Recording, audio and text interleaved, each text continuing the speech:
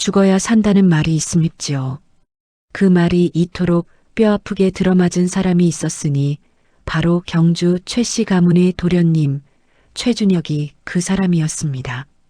때는 조선 중엽 어느 가을이 저물어 가던 무렵이었습니다. 경상도 안동 땅에 뿌리를 내린 최씨 가문은 대대로 그를 숭상하고 예를 받든 양반 집안이었습니다. 집 뒤로는 낙동강 물줄기가 유유히 흘렀고 앞마당에는 수백 년 묵은 느티나무가 그늘을 드리웠습니다. 봄이면 그 나무 아래 진달래 빛이 담장을 물들이고 여름이면 매미 소리가 온 집안을 가득 채웠습니다. 가을이면 감나무에 주홍빛감이 주렁주렁 달리고 겨울이면 마당 한가운데 눈이 소복이 쌓여 발자국 하나 없이 고요했습니다. 그 고요한 집에서 도련님 준혁은 태어났고 그 집에서 자랐습니다. 준혁의 어린 시절은 행복했습니다. 아버지 최대감은 아들을 무릎에 앉혀놓고 하늘의 별 이름을 가르쳐 주셨습니다. 어머니 마님은 손수 지은 명주 버선을 준혁의 발에 신겨주셨습니다. 집안에는 늘 사람이 북적였습니다. 과거를 준비하는 선비들이 찾아오고 먼 고을 친척들이 찾아오고 어려운 이웃들도 찾아왔습니다. 최대감은 누구도 빈손으로 돌려보내지 않는 사람이었습니다. 밥 한 그릇, 옷 한 벌이라도 나누는 것이 당연하다고 여겼습니다. 그런 아버지를 보며 준혁은 자랐습니다. 서당에서 글을 배웠고 집에 돌아오면 아버지 옆에 앉아 책을 읽었습니다. 훈장님은 준혁이 총명하기로는 이 근방에 따를 사람이 없다고 입버릇처럼 말했습니다. 집안 어른들은 하나같이 말했습니다. 준혁이 과거에 급제하는 날이 오면 이 집안이 다시 한번 하늘 높이 날아오를 것이라고 말입니다. 준혁 자신도 그것을 믿었습니다. 언젠가는 반드시 한양에 나가 과거를 보고 아버지처럼 나라의 보탬이 되는 사람이 되겠다고 다짐했습니다. 그 꿈이 산산조각 난 것은 준혁이 19되던 해의 일이었습니다. 준혁의 아버지 최대감은 한양에서 벼슬을 하던 사람이었습니다. 성격이 곱고 바르기로는 그 누구도 따르지 못할 뿐이었으나 그 고듬이 탈이 되었습니다. 세상사라는 것이 꼭 바른 사람이 잘 되는 법이 없지요. 대감은 당시 권세를 휘두르던 간신들의 무리와 마음이 맞지 않아 번번이 충돌을 빚었습니다. 간신들의 우두머리는 박참판이라는 자였습니다. 얼굴은 둥글고 목소리는 부드러웠으나 속마음은 독사보다 더 사나운 자였습니다. 임금의 귀에 말을 넣는 것으로 권력을 쌓은 사람이었고 자기 앞에 거스르는 자는 반드시 밟아버리고야 마는 자였습니다. 최대감은 그런 박참판이 마음에 들지 않았고 박참판은 그런 최대감이 눈엣 가시였습니다. 결국 박참판이 먼저 손을 썼습니다. 어느 날 청천벽력 같은 소식이 안동 집안으로 날아들었습니다. 최대감이 영모에 연루되었다는 고변이 들어갔다는 것이었습니다. 영모라니요. 최대감이 어떤 사람인데요? 그러나 간신의 입에서 나온 말이었고 임금의 귀에 들어간 말이었습니다. 세상에서 가장 무서운 것은 사실이 아니라 권력을 가진 자가 사실이라고 말하는 것이니까요. 대감은 끌려가듯 포도청 옥에 갇혔습니다. 안동집에 남아있던 마님은 그 소식을 듣자마자 방문을 걸어 잠갔습니다. 하녀들이 밥상을 들고 가도 받지 않았습니다. 안에서 울음소리가 새어나왔다가 이윽고는 그 울음소리마저 끊겼습니다. 집안 전체가 숨을 죽이고 있었습니다. 열흘이 지났습니다. 보름이 지났습니다. 그리고 마침내 그 소식은 더 무거운 소식으로 바뀌어 돌아왔습니다. 최대감이 차명을 당했다는 비보였습니다. 마님은 그 충격을 이기지 못하고 자리에 드러누웠고 그대로 일어나지 못했습니다. 하인들은 하나둘씩 짐을 꾸려 도망을 쳤습니다. 그나마 충직했던 하인들도 마님, 저희도 살아야 합니다라는 말 한마디를 남기고 사라졌습니다. 아름답던 기와집에는 정막만이 가득했고 밥솥에는 연기조차 오르지 않는 날이 이어졌습니다. 이웃들도 외면했습니다. 영모에 연루된 집안 사람과 가깝게 지냈다가는 자기들도 화를 당할까 두려웠던 것입니다. 담장 너머로 인기척이 들려도 아무도 고개를 내밀지 않았습니다. 길에서 마주쳐도 못 본 척 고개를 돌렸습니다. 그 시절에는 죄가 없어도 연루만 되면 삼족이 멸한다고 했으니까요. 그 가운데 도련님 준혁은 19살이었습니다. 과거 시험을 준비하던 청년이었습니다. 아직 세상의 쓴맛을 제대로 알기엔 너무 어렸고 그렇다고 그냥 주저앉기엔 너무 오기가 있는 나이였습니다. 준혁은 사랑채에 홀로 앉아 이를 악물었습니다. 눈물이 나오려 할 때마다 입술을 깨물었습니다. 억울하게 돌아가신 아버지의 원한을 풀어드리려면 자신이 살아남아야 한다는 것을 알았습니다. 그러나 조정에서 이미 최 씨 가문을 역적의 집안으로 낙인을 찍었으니 준혁이 안동 땅에 있다가는 언제 포졸들에게 잡혀갈지 알 수 없는 노릇이었습니다. 이미 한양에서는 역적 가문의 자제를 잡아오라는 명이 내려졌다는 소문이 돌았습니다. 하루가 다르게 발소리가 가까워지는 것 같았습니다. 밤마다 개 짖는 소리가 들리면 준혁은 불도 끄고 숨죽이고 앉아 있었습니다. 그때였습니다. 집안에 남은 마지막 머슴, 돌쇠가 나섰습니다. 돌쇠는 나이 40을 갓 넘긴 사내였습니다. 키가 크거나 잘생기거나 한 사람은 아니었습니다. 오히려 몸이 좀 작고 둥글둥글한 편이었습니다. 얼굴은 볕에 그을려 검었고 손은 마치 거북등처럼 굽고 거칠었습니다. 눈은 작았지만 그 안에 담긴 빛은 작지 않았습니다. 무언가를 볼 때 그 눈빛이 예사롭지 않다는 것을 아는 사람은 알았습니다. 말수가 적어서 하루 종일 일을 해도 입을 열지 않는 날이 많았습니다. 그러나 그 침묵 안에는 늘 무언가 깊은 것이 담겨 있었습니다. 같은 하인들끼리도 돌쇠만큼 믿음직스러운 사람이 없다고 했습니다. 최 대감도 살아계실 때 돌쇠는 사람이 아니라 집안의 기둥이다라고 말씀하신 적이 있었습니다. 그 말을 들었을 때 돌쇠는 아무 표정도 짓지 않았지만 그날 저녁 혼자서 마당을 쓸며 눈가를 닦는 것을 어린 하녀가 봤다고 했습니다. 다른 하인들이 모두 짐을 싸서 떠나던 날 밤에도 돌쇠는 외양간에서 소를 돌보고 있었습니다. 누군가 너는 안 가냐고 물었을 때 돌쇠는 짚을 고르던 손을 멈추지도 않고 말했습니다. 갈 곳이 없소. 그러나 그것은 거짓말이었습니다. 돌쇠에게는 갈 곳이 있었습니다. 고향 마을에 늙은 어머니도 계셨습니다. 그러나 그는 남았습니다. 그것이 돌쇠였습니다.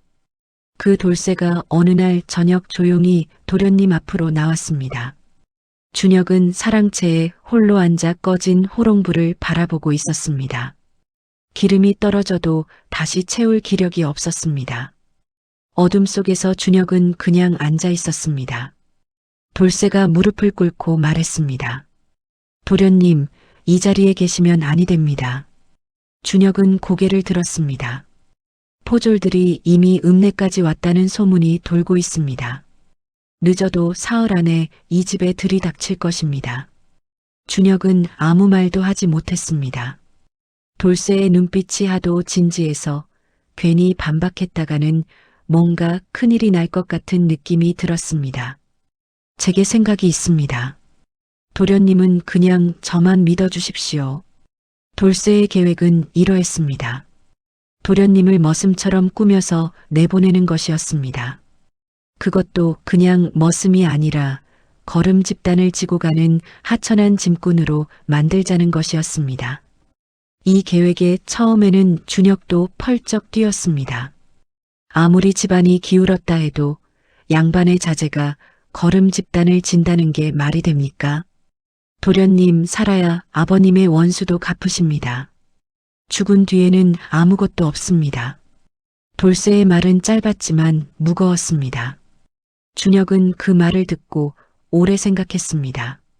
창밖으로는 가을바람이 낙엽을 쓸고 지나갔고 멀리서 닭 우는 소리가 들렸습니다. 준혁은 눈을 감았다 떴습니다. 알겠다, 돌쇠야. 내 뜻대로 하마. 그 말 한마디가 두 사람의 운명을 바꿔놓았습니다.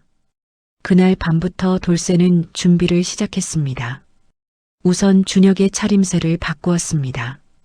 고운 도포를 벗기고 낡고 기운 베옷을 입혔습니다.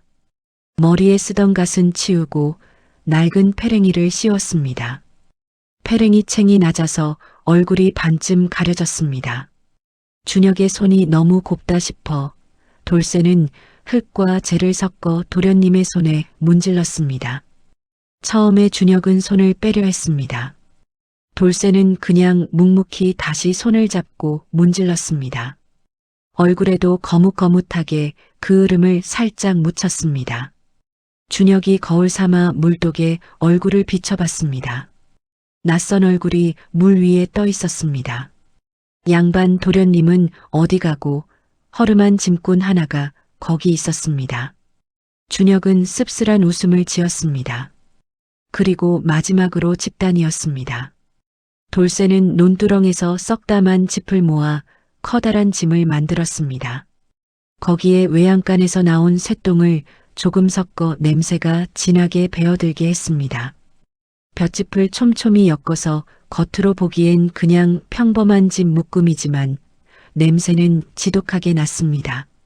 준혁은 그 집단 앞에 서서 코를 틀어막았습니다. 이것을 제가 져야 합니까? 예, 도련님. 이 냄새가 도련님을 살릴 겁니다. 돌쇠의 설명은 간단했습니다. 포졸들이 아무리 매섭다 해도 걸음지고 가는 짐꾼의 집단을 굳이 뒤져볼 이유는 없다는 것이었습니다. 냄새도 고약하고 봐도 뻔히 뭔지 아는 짐이니까요. 사람이 가장 경계하지 않는 것, 가장 하찮게 보는 것, 그것이야말로 가장 안전한 은신처라는 것을 돌쇠는 이미 알고 있었습니다. 그것이 돌쇠의 지혜였습니다. 책에서 나온 지혜가 아니었습니다. 평생을 낮은 자리에서 눈을 뜨고 귀를 열고 살아온 사람이 몸으로 깨친 지혜였습니다. 높은 사람들은 하찮은 것을 보지 않는다는 것, 거름 냄새나는 짐꾼을 유심히 들여다보는 양반은 없다는 것, 그 단순한 진리를 돌쇠는 알았고 거기에 도련님의 목숨을 걸었습니다. 이튿날 새벽 닭이 처음 울기도 전에 두 사람은 집을 나섰습니다. 마님은 자리에 누워 계셨습니다. 준혁은 어머니 방 앞에서 잠시 발걸음을 멈췄습니다. 안에서 장기침 소리가 들렸습니다. 아들의 발소리를 들으셨는지 마님이 낮은 목소리로 말씀하셨습니다. 준혁아, 예, 어머니. 살아서 돌아오너라. 그것뿐이었습니다. 준혁은 눈물이 차오르는 것을 느꼈지만 소리내어 울지 않았습니다. 소리를 내면 발걸음이 떨어지지 않을 것 같았습니다. 그는 방문을 향해 깊이 절을 올리고 마당을 가로질렀습니다. 돌쇠가 앞서 걷고 준혁이 그 뒤를 따랐습니다. 집단의 무게가 어마어마했습니다. 한 번도 무거운 짐을 져본 일이 없는 준혁의 어깨는 첫 고갯길도 다 오르기 전에 타들어갈 것 같았습니다. 발바닥에는 이미 물집이 잡히기 시작했습니다. 숨이 차올랐습니다. 그러나 돌쇠는 뒤를 돌아보지 않았습니다. 그저 묵묵히 걸었습니다. 준혁은 이를 악물었습니다. 안동 읍내를 빠져나가는 길목에 초소가 있었습니다. 포졸 2명이 창을 들고 서서 오가는 사람들을 검문하고 있었습니다. 이른 새벽이었는데도 벌써 나와 있었습니다. 그것만 봐도 수배가 얼마나 기나게 내려졌는지 알 수 있었습니다. 준혁의 심장이 쿵쿵 뛰었습니다. 가슴 안에서 북을 치는 것 같았습니다. 그 소리가 밖으로 들린 것만 같았습니다. 돌쇠는 아무렇지도 않은 척 걸음을 늦추지 않고 그대로 다가갔습니다. 걷는 속도도, 어깨의 기울기도, 발걸음 소리도 아무것도 달라지지 않았습니다. 정말로 아침 일찍 나가는 짐꾼처럼 걸었습니다. 이봐, 어디 가는 거야? 포졸 하나가 창을 옆으로 내밀며 막아섰습니다. 돌쇠가 고개를 숙이며 말했습니다. 예, 나으리. 옆마을에 걸음 납품하러 가는 길입니다요. 아침 일찍 가야 죗값을 받으니까요. 포졸이 눈살을 찌푸렸습니다. 지독한 냄새가 코를 찔렀기 때문입니다. 뒤에 저 녀석은 뭐야? 돌쇠가 돌아보지도 않고 말했습니다. 제 아우입니다. 아비가 죽고 나서 같이 일하고 있습니다요. 포졸은 코를 찡그리며 뒤쪽 준혁을 흘깃봤습니다. 준혁은 집단의 얼굴을 반쯤 묻은 채 고개를 푹 숙이고 있었습니다. 냄새가 진하게 풍겼습니다. 포졸이 한 발짝 다가오다가 다시 물러났습니다. 에잇, 거 냄새 지독하네. 빨리 가라. 포졸은 손을 내저으며 비켜섰습니다. 두 사람은 그렇게 첫 번째 고비를 넘겼습니다. 초소에서 10걸음쯤 멀어졌을 때 준혁은 그제야 숨을 내쉬었습니다. 그 숨을 얼마나 오래 참았는지 내쉬는 소리가 떨렸습니다. 돌쇠는 뒤를 돌아보지 않았습니다. 그러나 걸음을 살짝 늦췄습니다. 도련님이 따라올 수 있도록 안동을 벗어나 한참 길을 걸었습니다. 산을 넘고 냇물을 건넜습니다. 해가 중천에 올랐을 때쯤 돌쇠는 처음으로 걸음을 멈추었습니다. 길가 나무 그늘 아래 자리를 잡고 품속에서 꼭꼭 싸맨 밥 보따리를 꺼냈습니다. 보리밥과 된장이 전부였습니다. 반찬이라고는 절인 무 조각 2쪽이 있었습니다. 준혁은 집단을 내려놓고 그 자리에 주저앉았습니다. 어깨가 욱신거리고 손바닥에는 물집이 잡혀 있었습니다. 온몸이 쑤셨습니다. 그러나 처음으로 하늘을 올려다보았습니다. 파란 하늘이 눈에 들어왔습니다. 구름 한 점이 느리게 흘러갔습니다. 이상하게도 그 하늘이 아름답다는 생각이 들었습니다. 살아있다는 것이 느껴졌기 때문이었습니다. 돌쇠야. 예, 도련님. 너는 어찌하여 나를 따라 나선 것이냐. 집을 떠나면 너도 살기가 어려울 텐데. 돌쇠는 잠시 아무 말이 없었습니다. 된장을 한 숟갈 떠서 보리밥에 얹으며 말했습니다. 대감마님께서 제 아비를 살려주셨습니다. 준혁이 고개를 들었습니다. 옛날에 제 아비가 남의 밭에서 배추 서너 포기를 가져간 적이 있었습니다. 배가 고파서 한 짓이었는데 그 마을 양반이 도둑이라고 잡아다가 매를 치려 했습니다. 그때 대감마님이 나서서 배추값을 물어주시고 아비를 풀어주셨습니다. 그러면서 한 말씀 하셨지요. 배고픈 것이 도둑질보다 먼저라고. 그런 분의 아드님을 제가 어찌 모른 척 하겠습니까? 준혁은 밥을 먹다 말고 눈을 감았습니다. 가슴이 뜨거워졌습니다. 아버지가 뿌린 씨앗 하나가 이토록 엉뚱한 곳에서 싹을 틔우고 있었습니다. 두 사람은 말없이 밥을 먹었습니다. 바람이 불어 지나갔습니다. 산에서 솔 냄새가 내려왔습니다. 두 사람은 그렇게 남쪽으로 방향을 잡았습니다. 목적지는 경상도 남해 바닷가 근처의 어느 산골 마을이었습니다. 돌쇠에게 아는 사람이 하나 있었습니다. 이름은 박서방이라고 10년 전에 안동을 떠나 거기 가서 살고 있는 사람이었습니다. 젊었을 때 같은 마을에서 살았고 글은 모르지만 마음은 넓고 따뜻한 사람이라고 돌쇠는 말했습니다. 길은 멀었습니다. 대낮에는 되도록 큰 길을 피해 산길로 다녔습니다. 포졸들이 역적 집안의 자재를 잡으러 이미 사방에 수배령을 내렸을 것이 뻔했기 때문입니다. 사람이 많이 다니는 주막이나 장터도 피했습니다. 혹시라도 아는 얼굴이 있을 수 있었습니다. 밤이면 빈 헛간이나 산자락 바위 아래서 잠을 청했습니다. 첫째 날 밤은 길가 헛간에서 잤습니다. 집 위에 누웠는데 쥐가 오락가락하는 소리가 들렸습니다. 준혁은 눈을 감아도 잠이 오지 않았습니다. 천장 틈새로 별이 보였습니다. 아버지 생각이 났습니다. 어린 시절 아버지가 들려준 별 이야기가 생각났습니다. 둘째 날 밤은 소나기가 쏟아졌습니다. 두 사람은 바위 아래 좁은 자리를 찾아 웅크렸습니다. 빗소리가 요란했습니다. 찬 이슬이 내리는 밤이면 준혁은 이를 달달 떨었지만 돌쇠는 자신의 낡은 덮개를 도련님에게 덮어주고 자기는 그냥 앉아서 밤을 새웠습니다. 준혁이 그러지 말라고 해도 돌쇠는 괜찮다고만 했습니다. 빗소리가 잦아들고 동이 틀 무렵 준혁이 곁눈으로 보니 돌쇠는 눈을 뜬 채 먼 산을 바라보고 있었습니다.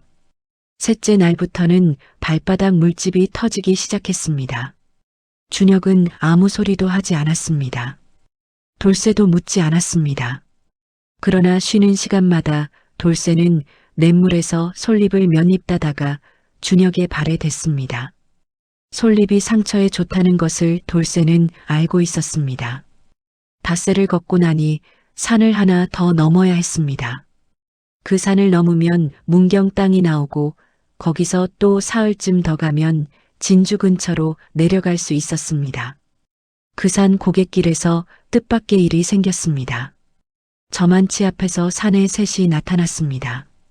행색을 보아하니 길을 막고 돈을 뜯는 산적 패거리 같았습니다. 그 중 하나가 커다란 몽둥이를 짚고 서서 앞을 막아섰습니다. 얼굴에는 칼로 그은 듯한 흉터가 있었고 눈에는 거리낌이 없었습니다. 어디서 왔어? 돈이 있으면 내놔. 돌쇠는 준혁에게 눈짓을 했습니다. 도련님은 그 자리에 멈추라는 뜻이었습니다. 돌쇠가 앞으로 나서며 말했습니다. 보시다시피 가진 것이 없습니다. 걸음지고 가는 짐꾼입니다. 산적 하나가 돌쇠를 위아래로 훑어봤습니다. 그러다가 뒤쪽 준혁을 봤습니다. 집단 아래로 살짝 보이는 손이 눈에 걸렸던 모양입니다. 야, 저 녀석 손 좀 봐. 짐꾼치고는 손이 너무 곱잖아. 준혁의 가슴이 철렁 내려앉았습니다. 식은땀이 등줄기를 타고 흘렀습니다. 돌쇠는 태연하게 말했습니다. 아, 저놈은 제 아우입니다. 원래 서당에 다니던 놈인데 아비가 죽고 나서 저랑 같이 일을 하고 있음있지요. 손이 고운 건 아직 일한 지 얼마 안 됐기 때문입니다. 산적이 코웃음을 치며 좀 더 가까이 다가왔습니다. 돌쇠는 그 순간 품속에서 엽전 두 잎을 꺼내 내밀었습니다. 나으리, 이게 전 재산입니다. 이것 드리고 그냥 보내주십시오. 산적은 엽전을 낚아채더니 한 손으로 무게를 달아보듯 흔들었습니다. 잠시 머뭇거리다가 손을 흔들었습니다. 에이, 이것밖에 없어? 가던 길 가라. 두 사람이 고갯마루를 넘어설 때까지 준혁은 숨을 제대로 쉬지 못했습니다. 고개 너머로 내려가 한참을 더 걷다가 나무 뒤에 숨어서야 가슴을 쓸어내렸습니다. 돌쇠야, 그 엽전은 어디서 난 것이냐? 집을 나오기 전에 부엌 항아리 뒤에 마님께서 숨겨두신 것을 찾았습니다. 쓸 일이 있을 것 같아서 챙겨뒀습니다요. 준혁은 말을 잇지 못했습니다. 돌쇠는 아무것도 놓치지 않고 있었습니다. 그 생각의 깊이가, 그 침묵 안에 담긴 지혜가 준혁에게는 새삼스럽고 놀라웠습니다. 도대체 이 사람은 어디서부터 어디까지 내다보고 있는 것인가 싶었습니다. 그로부터 사흘을 더 걸었습니다. 진주 근방으로 내려가는 길에 또 하나의 고비가 찾아왔습니다. 어느 주막 앞을 지나쳐 가던 길이었습니다. 두 사람은 주막에 들르지 않고 옆길로 빠지려 했는데 주막 안에서 나오던 사람이 딱 눈을 마주쳤습니다. 그 사람은 안동 읍내 포목점 주인 김서방이었습니다. 준혁도 알고 돌쇠도 아는 사람이었습니다. 김서방의 눈이 잠깐 흔들렸습니다. 준혁을 알아본 것이 분명했습니다. 돌쇠가 먼저 나섰습니다. 태연하게 고개를 끄덕이며 말했습니다. 아, 김서방 아니시오. 오랜만이요. 저는 돌쇠요. 김서방이 눈을 가늘게 뜨며 뒤에 서 있는 준혁을 봤습니다. 저 사람은 누구요? 제 친척입니다. 시골서 올라온 놈인데 일거리 찾으러 같이 다니는 중이요. 김서방은 한동안 말이 없었습니다. 그 침묵이 길었습니다. 준혁은 고개를 숙이고 있었습니다. 심장이 터질 것 같았습니다. 그런데 김서방이 갑자기 헛기침을 하더니 말했습니다. 그래, 잘 가시오. 그리고 돌아섰습니다. 두 사람은 빠르게 그 자리를 벗어났습니다. 한참을 걸어서야 돌쇠가 조용히 말했습니다. 김서방은 원래 마음이 착한 사람입니다. 못 본 척 해줄 겁니다. 돌쇠는 사람을 알았습니다. 눈빛 하나, 목소리 하나로 사람의 마음을 읽었습니다. 그것도 오랜 세월 낮은 자리에서 사람들을 관찰하며 얻은 것이었습니다. 열흘이 지나고 반달이 지났습니다. 발바닥에 물집이 잡히고 그 물집이 터지고 또 굳어서 굳은 살이 될 무렵 두 사람은 드디어 남쪽 산골 마을에 닿았습니다. 돌쇠가 찾던 박서방은 마을 어귀에 작은 밭을 일구며 살고 있었습니다. 돌쇠를 보자마자 한달음에 뛰어나와 손을 잡았습니다. 두 사람은 한동안 아무 말도 없이 그냥 서 있었습니다. 세월의 무게가 고스란히 담긴 침묵이었습니다. 박서방은 사정을 듣고 눈살을 찌푸렸습니다. 영모라는 말에 얼굴빛이 달라지기도 했습니다. 그러나 오래 생각하더니 고개를 끄덕였습니다. 들어오시오. 그 한마디였습니다. 그것으로 충분했습니다. 박서방의 집은 작고 소박했습니다. 방이 두 칸이었고 부엌이 하나였습니다. 마당에는 장독이 줄지어 있었고 울타리 옆에 박 넝쿨이 올라가 있었습니다. 박서방의 아내는 처음에는 놀라는 기색이었지만 남편의 눈빛을 보고 나서 아무 말 없이 아궁이에 불을 지폈습니다. 그날 밤 준혁은 오랜만에 따뜻한 방 안에서 잠을 잤습니다. 구수한 된장찌개 냄새가 코를 간지렸습니다. 등 아래 온돌이 따뜻했습니다. 준혁은 천장을 보며 오랫동안 눈을 깜빡이다가 이윽고 잠이 들었습니다. 그렇게 준혁은 그 산골 마을에 몸을 숨겼습니다. 낮에는 밭일을 했습니다. 처음에는 호미 잡는 법도 씨앗 뿌리는 법도 몰랐습니다. 밭고랑을 잘못 내어 박서방 내외가 뒤에서 혀를 찼습니다. 씨앗을 너무 깊이 심어서 싹이 올라오지 않는 날도 있었습니다. 그럴 때마다 박서방 내외가 말없이 옆에서 보여줬습니다. 한 번 보여주고 또 한 번 보여주고 그러면 준혁도 따라했습니다. 처음 한 달이 지나고 두 달이 지나자 준혁의 손에 흙이 익었습니다. 호미질이 어색하지 않아졌고 물을 주는 타이밍도 느낌으로 알게 됐습니다. 박서방이 어느 날 말했습니다. 도련님이 아니라 농사꾼처럼 됐소이다. 준혁은 그 말이 기뻤습니다. 칭찬이라기보다는 자신이 살아있다는 증거처럼 들렸습니다. 돌쇠는 온갖 굳은 일을 도맡아 했습니다.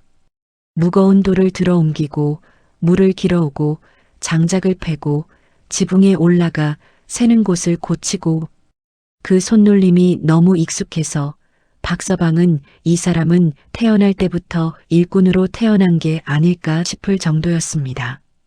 그러나 돌쇠는 힘들다는 말을 한 번도 하지 않았습니다. 밤이면 돌쇠는 준혁에게 글 공부를 권했습니다. 도련님, 공부를 게을리하시면 아니 됩니다. 이런 산골에서 무슨 글 공부냐? 훗날 때가 되면 반드시 쓰임이 있을 것입니다.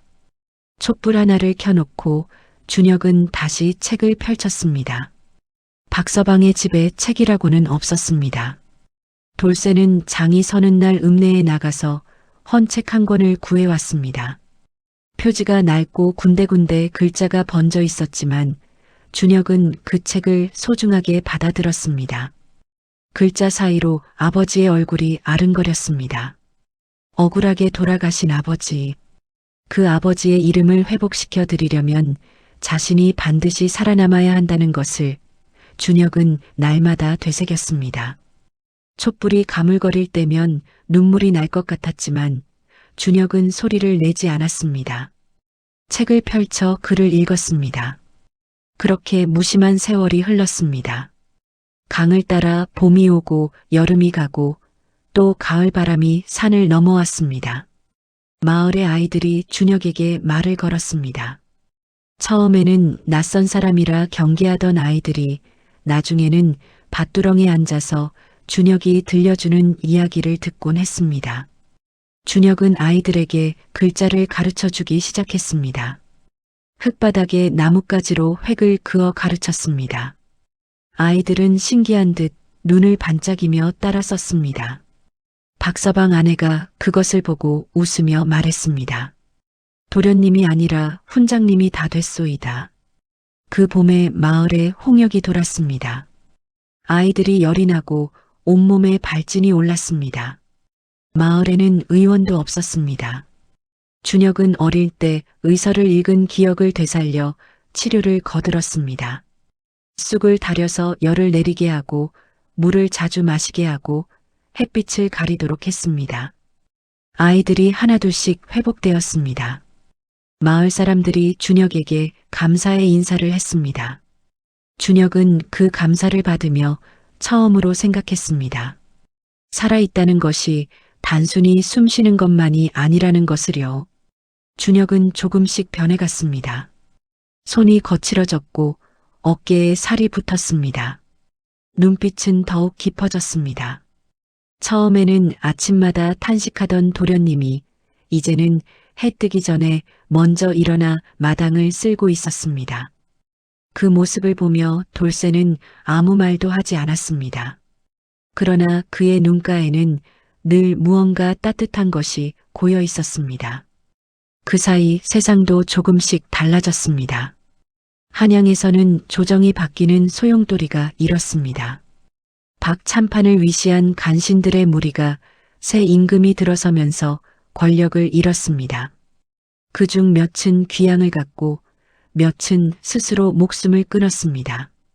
준혁의 아버지를 모함했던 영모 사건도 다시 신문을 받게 되었습니다. 오래된 문서들이 뒤집혔고 당시 고변에 이름이 올랐던 자들의 거짓 증언이 하나씩 밝혀졌습니다.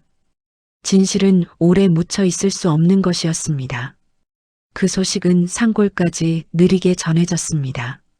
장이 서는 날 읍내에 나갔던 박서방이 돌아와 그 말을 전했을 때 돌쇠는 아무 말도 하지 않고 잠시 눈을 감았습니다. 그러나 그 눈가에 무언가가 맺혔습니다. 오래도록 기다려온 것이었기 때문입니다. 준혁은 그 소식을 듣고 그 자리에 무릎을 꿇었습니다. 두 손으로 얼굴을 감쌌습니다.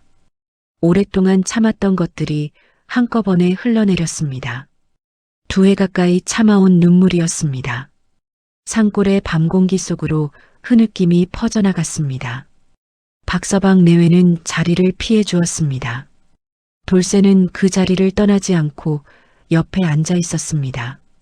아무 말도 없이 그냥 곁에 있었습니다. 아버님, 그 한마디였습니다. 그 한마디 안에 모든 것이 담겨 있었습니다. 그리움도, 분함도, 안도도, 그리고 이제야 겨우 내쉬는 긴 숨도. 이듬해 봄 준혁은 산골을 떠났습니다. 새로운 조정에서 최 씨 가문의 억울함을 풀어주었고 역적의 누명이 벗겨졌습니다. 준혁에게는 한양으로 올라오라는 정갈이 내려왔습니다. 안동 집안도 다시 일으킬 수 있게 되었습니다. 마지막 날 밤 준혁은 박서방 내외와 밤늦도록 이야기를 나눴습니다. 2해 넘는 세월 동안 낯선 손님들을 아무 말 없이 품어준 고마운 사람들이었습니다. 박서방은 손을 내저으며 말했습니다. 신세 진 것은 없소이다. 오히려 우리가 덕을 봤소. 아이들도 글을 배웠고 홍역도 다 나았으니 그 말이 도리어 준혁의 눈시울을 붉혔습니다. 이튿날 아침 박서방 내외는 마을 어귀까지 나와 배웅을 했습니다. 마을 아이들도 따라 나왔습니다. 준혁이 가르쳐준 아이들이었습니다. 그 아이들이 흙바닥에 나뭇가지로 글자를 써서 들어 보였습니다. 볼품없는 글씨였지만 분명하게 읽혔습니다. 잘 가시오. 준혁은 한동안 그 글자를 바라보다가 고개를 깊이 숙였습니다. 길을 나서며 준혁은 돌쇠와 나란히 걸었습니다. 예전처럼 돌쇠가 앞서고 준혁이 뒤를 따르는 것이 아니라 나란히 걸었습니다. 그것이 의미 있는 변화였습니다. 준혁은 걸으면서 말했습니다. 돌쇠야, 내가 한양에 가면 너를 머슴으로 두지 않겠다. 돌쇠가 멈칫했습니다. 무슨 말씀이십니까? 내가 없었으면 나는 이미 이 세상 사람이 아니었을 것이다. 걸음 집단 하나로 나를 살린 사람이 어찌 머슴이겠느냐. 내 집에서 함께 살자. 어른으로서. 돌쇠는 한동안 말이 없었습니다. 길가의 풀들이 봄바람에 흔들렸습니다. 꾀꼬리 한 마리가 어디선가 울었습니다. 도련님, 저는 그냥 할 일을 했을 뿐입니다. 그 할 일을 아무나 하지 않는다. 내가 하였기에 내가 산 것이다.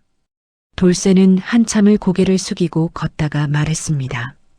그렇다면 도련님 곁에서 할 일을 계속하겠습니다. 그것이 돌쇠의 대답이었습니다. 화려한 말은 없었습니다. 그러나 그 말 안에 돌쇠의 모든 것이 담겨 있었습니다. 돌쇠는 그제야 피식 웃었습니다. 그 웃음이 어찌나 환했던지 옆에서 보던 준혁도 덩달아 웃음이 나왔습니다.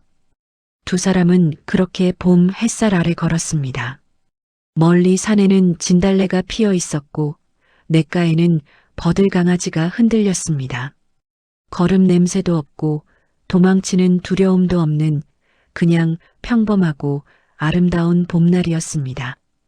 그 평범함이 이토록 귀한 것이라는 것을 두 사람은 이제 알았습니다. 한양으로 돌아온 준혁은 먼저 어머니를 찾아뵈었습니다. 마님은 몸이 많이 여위셨습니다. 2해 넘는 세월 동안 아들의 생사도 모른 채 혼자 그 집을 지키셨던 것입니다. 준혁이 방문을 열고 들어서자 마님은 한동안 말씀을 못하셨습니다. 그냥 아들의 얼굴을 보셨습니다. 그러다가 아주 낮은 목소리로 말씀하셨습니다. 살아왔구나. 준혁이 무릎을 꿇고 어머니의 손을 잡았습니다. 어머니의 손이 떨렸습니다. 그 방 안에서 두 사람은 한동안 아무 말도 하지 않았습니다. 그 이후 준혁은 과거에 다시 응했습니다.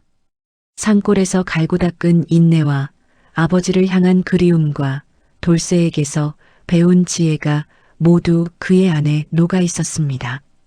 그의 과거에서 준혁은 급제를 했습니다. 방방곡곡에 방이 붙었고 최씨 가문의 이름이 다시 세상에 떳떳하게 걸렸습니다. 급제의 방을 받아든 날 준혁은 아버지 영정 앞에 엎드렸습니다. 아버님, 소자가 이제 왔습니다. 눈물이 영정 위의 촛불에 반짝였습니다. 그 촛불이 흔들렸습니다. 마치 아버지가 고개를 끄덕이시는 것 같았습니다. 그 옆에서 돌쇠도 무릎을 꿇었습니다. 말은 없었습니다. 그러나 그 침묵이 어떤 말보다 깊었습니다. 준혁은 벼슬에 나가서도 아버지 같은 사람이 되려 했습니다. 어렵고 힘없는 사람들의 말을 귀담아 들었습니다. 어떤 사람이 아무리 하찮아 보여도 그 말을 끝까지 들었습니다. 그것은 돌쇠에게서 배운 것이었습니다. 낮은 자리에 있는 사람이 오히려 더 많이 보고 더 많이 듣는다는 것. 그 지혜가 위에서 아래를 내려다보는 것보다 훨씬 깊다는 것을 사람들은 물었습니다. 최준혁 나으리가 어찌 그리 큰 사람이 되었냐고요. 그러면 준혁은 늘 같은 말을 했습니다. 걸음 집단 덕분입니다. 사람들은 그 말을 농담으로 들었습니다. 그러나 준혁은 농담이 아니었습니다. 그것은 진심이었습니다. 세상에서 가장 하찮아 보이는 것 안에 가장 깊은 지혜가 있을 수 있다는 것. 그리고 신분이 낮다고 해서 그 사람의 마음까지 낮은 것이 아니라는 것. 거름 냄새 가득한 집단을 지고 걷던 그날의 고갯길이 준혁에게는 평생 가장 소중한 스승이었습니다. 돌쇠는 그 후로 최 씨 집안에서 평생을 함께 살았습니다. 머슴으로 살지 않았습니다. 집안 어른으로 대접받았습니다. 준혁의 자식들은 돌쇠를 아제비라 불렀고 그 아이들에게 돌쇠는 늘 말했습니다. 나쁜 일이 닥쳤을 때 도망치지 말거라. 그 안에서 살 길을 찾아야 한다. 살 길은 반드시 있다. 아이들은 그 말이 무슨 뜻인지 처음에는 잘 몰랐습니다. 그러나 크면서 알게 됐습니다. 그 말이 그냥 하는 말이 아니라 돌쇠 아제비가 몸으로 살아낸 말이라는 것을요. 돌쇠는 늙어서도 새벽에 일찍 일어났습니다.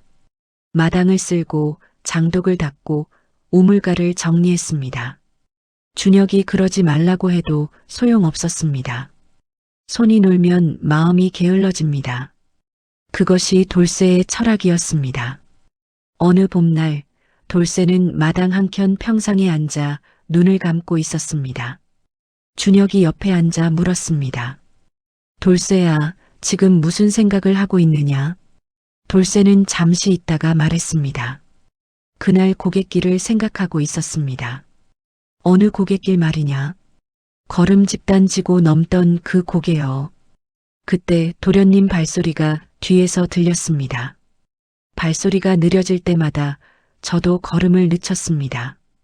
아무렇지 않은 척했지만 뒤를 돌아보고 싶었습니다. 준혁은 그 말을 듣고 오래 아무 말도 하지 못했습니다. 그때 왜 뒤를 돌아보지 않았느냐? 돌아보면 도련님이 더 힘드실 것 같아서요. 앞에서 걷는 사람이 흔들리지 않아야 뒤에서 따르는 사람도 포기하지 않으니까요. 그 말이 마당에 고요하게 떨어졌습니다. 준혁은 그 말을 평생 마음에 품었습니다. 앞에서 걷는 사람이 흔들리지 않아야 뒤에서 따르는 사람도 포기하지 않는다. 그것이 최 씨 집안의 가르침이 되었고 대대로 내려오는 이야기가 되었습니다. 거름 집단을 지고 고개를 넘던 그 새벽 냄새나고 무겁고 초라했던 그 행차가 결국 한 사람의 목숨을 구하고 한 집안의 명예를 되살리고 두 사람의 평생을 하나로 이어준 것입니다. 세상이 다 등을 돌렸을 때 딱 한 사람이 남아서 지혜를 내면 그것으로 충분하다는 것.